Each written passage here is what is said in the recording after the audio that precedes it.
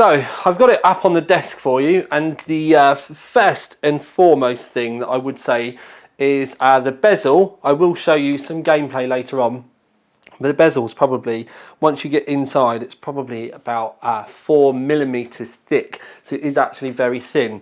But the biggest and most striking point about this is it's actually 32 inches wide, but it's not a super wide screen. It's 2560 by 1440, and you've got the normal rectangular sort of style display rather than it being elongated right out like you do with the PG34. So it actually does give you a lot more height and make it feel massive.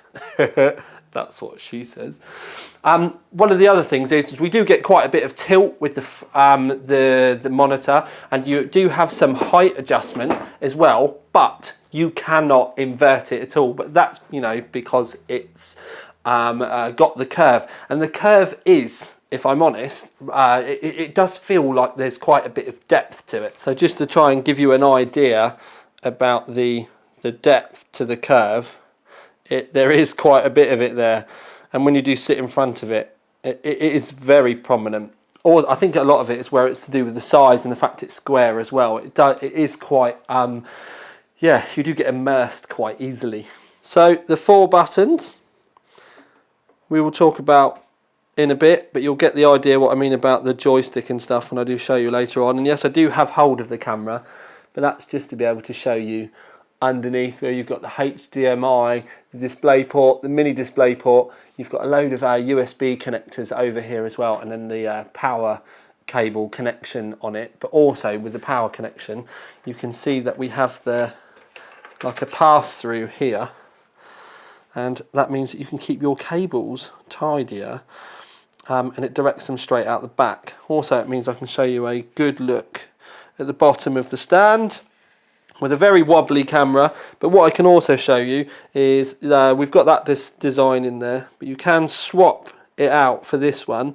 But they do also send you a blank so that you can make your own.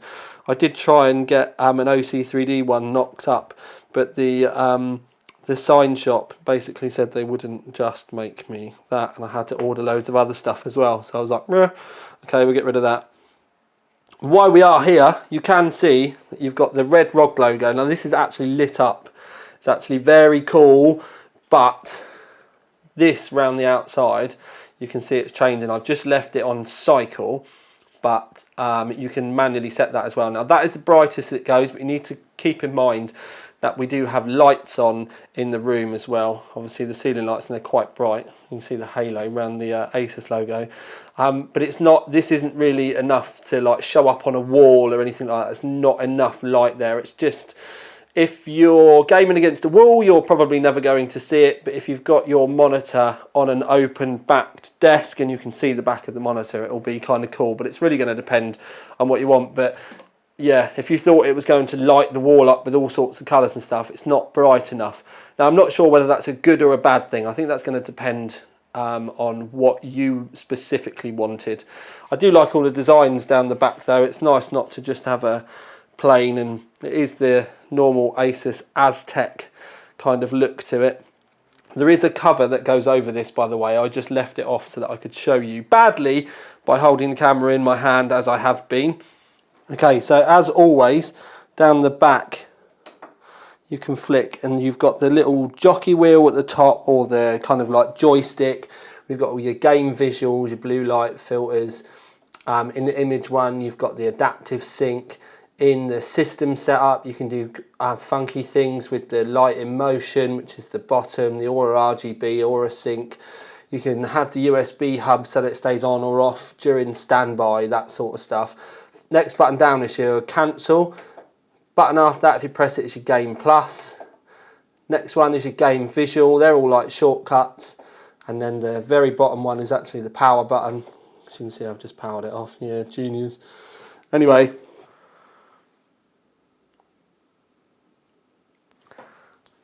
So we're using Forza just because, well, to be honest, we've got an OC3D logo on a Mark 1 XR2. And in case you didn't know, I'm a bit of a Fiesta fanboy. In case you're wondering what we're using to test it, It's not a massive system, it's just a 1600X, Ryzen 1600X on an ASUS Ryzen ITX Strix motherboard, and then a normal reference Strix 56, and that's mainly because we couldn't get anything bigger in the case anyway. So that's how we've got it all FreeSynced up. So it's not the 64 or anything like that. So as we go into the twisty parts out the back, this is the part that we found looked really, really nice with all the FreeSync on. Buttery smooth was a term that we seem to use quite a bit. One thing I will say though is even though this is a VA panel, the reds do still come up really nice, and you can see that around the white and the red on the OC 3D logo on the back of the car. That's quite a good place to do your comparisons with. Now I know that we're always going to be limited by the fact that I'm filming this pointing at the screen, and the fact that you've got to watch it back depending on the quality of home, but it's the best that we can do really. And I'm hoping it does give you a slightly better visual idea than if I was just, you know, showing you on the desktop with a benchmark or something. So, quite a quick review, yes, but with a monitor it's quite kind of difficult. Anyway, but at the end of the day, 32-inch with a curve, 2560 by 1440. Now, I personally think that 2560 by 1440 is the sweet spot among the resolutions, and I'll explain why. It's because you don't need a massive amount of power to drive it. When you go past 1080, if you go up to 4K, then if you've got all the butter and everything turned on, then it does get high to keep it get hard and expensive to keep the frame rates high. Now with this 2560 by 1440, you can go and look at the games that we test or when we do graphics cards and the like on the OC3D website, because we do a lot of 2560 by 1440 testing, where in fact we do it on all of them. It is a really nice sweet spot.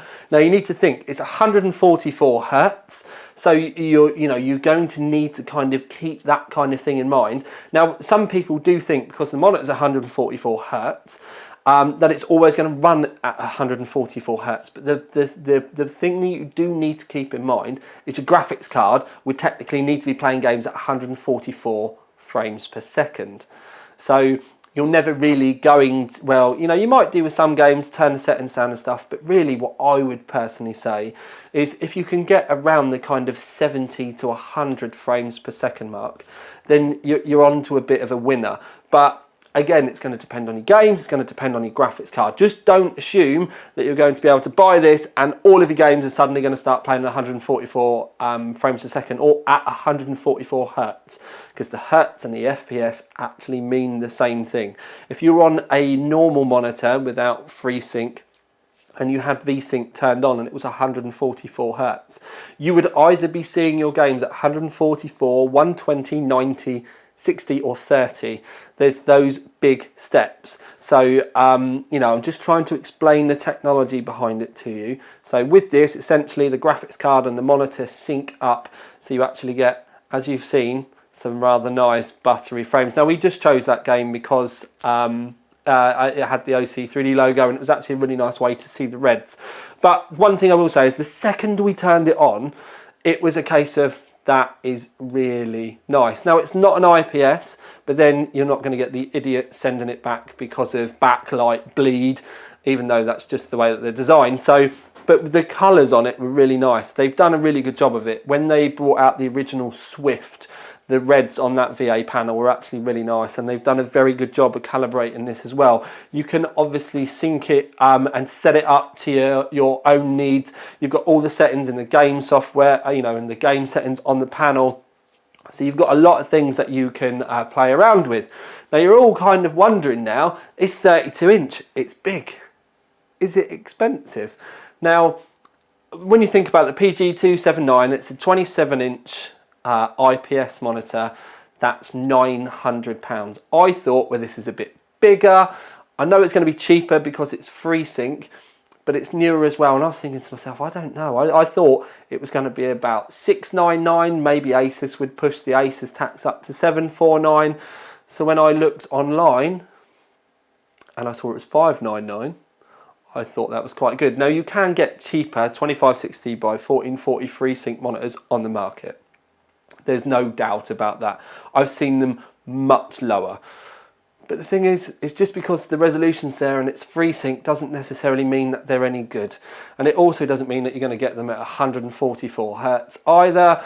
And if I'm completely honest with you, if you were to put the two side by side and you had enough money in the budget to buy this one, I don't think many of you would have bought the cheaper ones, because this one does really hold its own. Now it's definitely something for the ASUS, we'll call you connoisseurs, although let's face it, a lot of you would out there would say fanboys as well, but it is a cracking monitor, and that curve does just kind of envelop you, and it really is. You can work on it as like in a desktop kind of thing, but it comes into its own the second that you start playing games and stuff. So keep that in mind. If you're in the market for something FreeSync, then I think this is amazing, and I genuinely like the size of this. I genuinely like the size of this, and to the point where it was even like I was looking to see whether I'd be able to stick it on my stand in my desk, but then when I've got 32 and 27s, it all kind of like, it all goes to pot really quickly and drives my OCD nuts. But yeah, what do you think? I'd like to hear your thoughts underneath. I think it's going back on the desk straight away, and we might end up using this in a couple of reviews coming up pretty soon. But anyway, so yes, we've had fun. We've played a lot of games, probably too many. Nice one, ASUS.